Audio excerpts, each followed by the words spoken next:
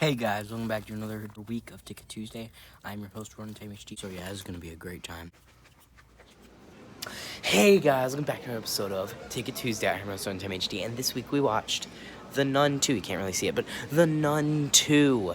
This is the newest installment in the Conjuring franchise and the sequel to a movie, The Nun. It came out a couple years ago. I don't remember when. Doesn't matter. This film... It's probably the most average film I have seen all year. It was not god-awful. It was competently made. And it was not amazing. It was not a groundbreaking masterpiece. This was a popcorn movie. This was a movie that you turn your brain off and you watch. And you don't really think about it. And after you watch it, you continue to not think about it. And then a year later, you're like, oh, I remember that movie. I saw that movie one time. And that's it. And that's basically this movie in a nutshell.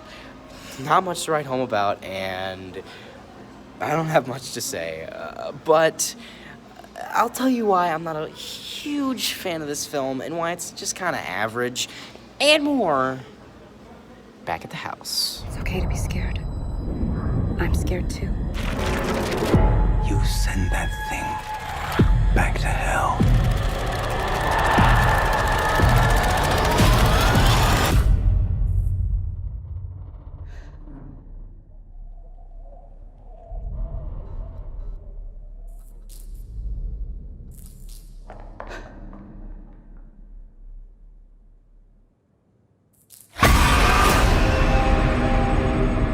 Hey guys, we're back to another episode of Ticket Tuesday. I'm Rosan HD, and this week we watched The Nun 2.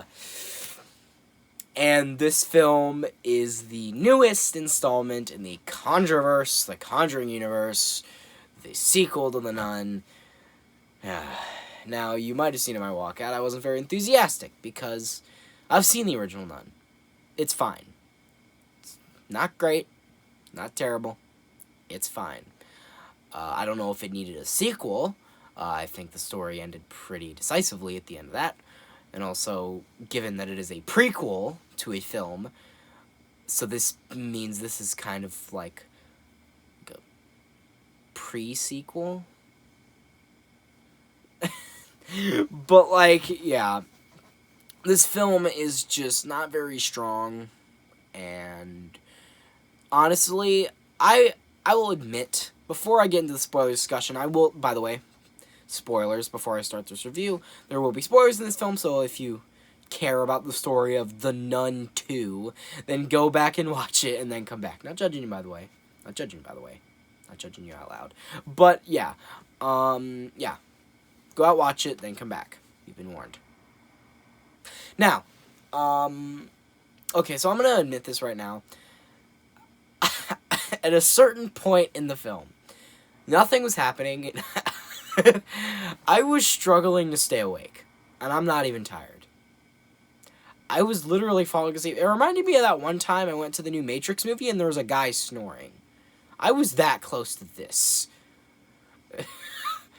Like, honestly, I don't remember at what point in the film was. It was probably near the middle. I think the thing that woke me up was a jump scare.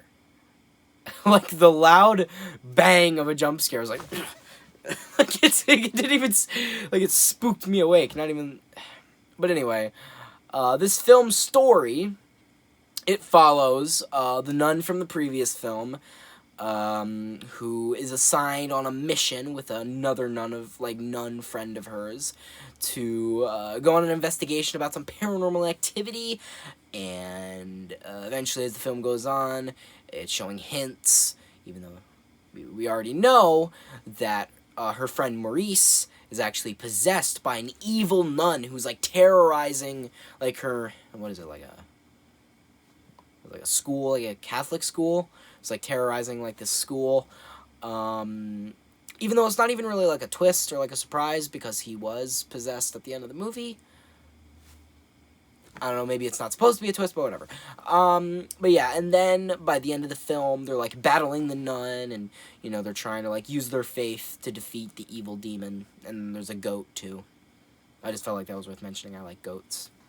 Evil goat man. I wanted more of him. Justice for Goat Man. Now, my problems with this movie. They're plentiful. Now,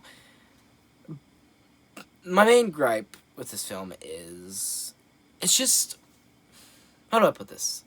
It's not scary. It is not scary.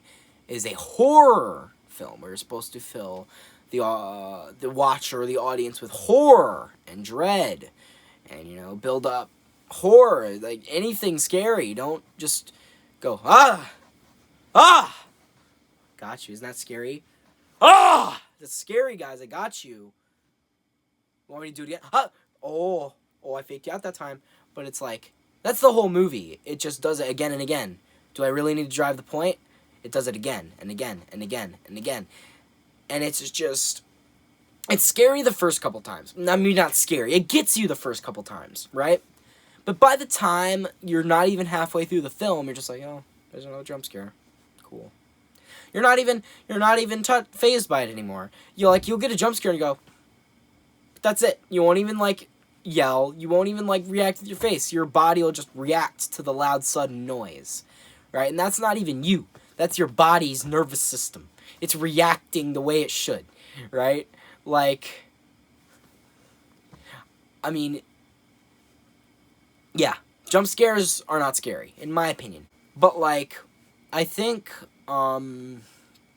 another gripe I have with this film is mainly, I just also feel like, oh, this is another big one, by big spoilers here, even though the movie doesn't treat it like a big event, it is. So if you didn't watch the first Nun, there was not, the nun was, like, not the evil nun, the good nun, Irene, I believe her name was, she was not the only main character. There was a priest character. Don't remember his name at the moment, but I don't really care. He was a priest, and her and him were the main characters of the film. They were the two central characters, right? And then, as she's talking to, like, the superior, like, higher-up guy from, like, the last movie, she goes, oh, where's father? Where is he? And he's like, oh, he died. Oh, cholera. He died. And then they go on. They don't even acknowledge it. That is the only time that they acknowledge one of the main characters of the last film. Like, oh, he's dead. Off screen. Bye. Like, what? I mean, I don't care. I just find it ridiculous. Like, it's just, I mean, I don't even care that much about the story. I don't care about the story about the fucking nun, right? It's not that I'm actually invested. It's just, it's fucking ridiculous that one of the main characters of the original film was not brought back and was killed off screen, and not only was he killed off screen, they said it in a throwaway line. They never acknowledged his character after that. And it was done. It was like he was erased from existence. It's like cholera has a fucking dimensional rift that will erase you from everybody else's memory. And it's like, it's just stupid. Because, I mean, maybe the actor didn't want to do it, or maybe he couldn't. But to me, it maybe felt to me like he didn't want to do it, because it felt kind of bitter. You know what I mean? Like, maybe not bitter, but, like, it just seemed kind of strange to me that they acknowledged his death in one line, and it was a throwaway, shitty, I don't know. It just felt weird to me. And, yeah. So, I think that's it for my gripes. Now, there is, I think maybe a couple things I liked about the movie. Maybe there was a nice shot here or there. I liked the Goat Man. He was cool. Justice for Goat Man. Give us a goat movie. The Goat. A Conjuring movie. You did it for the Nun. If you're gonna, you can do it. I don't care. Make a Goat Man movie. Get on it. But yeah, somebody's probably writing that movie right now.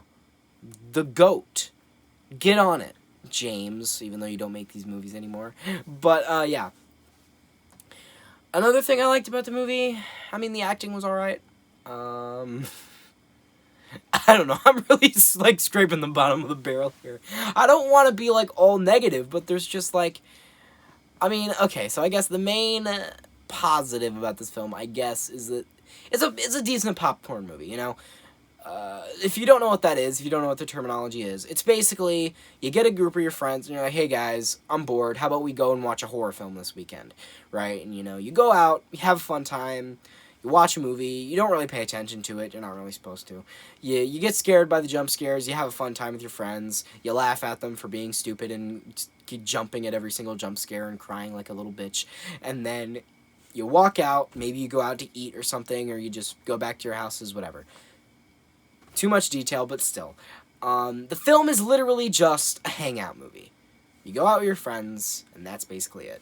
This film is not really made to be, like, a good movie. I mean, I'm not trying to rag on the people that made it, trying to say they were, like, trying to make a mediocre movie. They probably did the best they could. But I'm just saying, this film was not meant to be groundbreaking or anything. It was not meant to be, like, break the conventional norm. You know, it was just supposed to be a film that you can just munch on your popcorn and watch. In the name. But yeah, it was a decent popcorn movie. I've definitely seen worse. A lot worse. But yeah, those are about it for the positives for me. And would I recommend this film? No. No. Not even gonna give you like, oh, maybe if you like this. No, just no. And the reason I say no is because, well, you've seen the video, haven't you? It's not great. And even if you're looking for a popcorn movie, I think there are certainly even better popcorn movies out. I'm not saying it's a terrible popcorn movie, but I think there are certainly better ones. And I think I'd rate this film like a, let's say, 5.5 out of 10. It's alright. Not awful. Not amazing. It's alright. And, yeah. I think I've said all I need to say. I think I've said my piece. So, guys, hope you like this video. Share with friends. Subscribe, notifications on. Comment on how much you liked it. But you guys know how it goes. I didn't really mean to say that. What I really meant to say was if you guys hated this video, unsubscribe, dislike, commentate me in the comments. I've been Runtime HD. Praying out.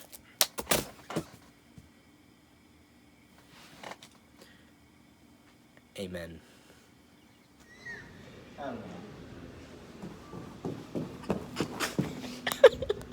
Yeah.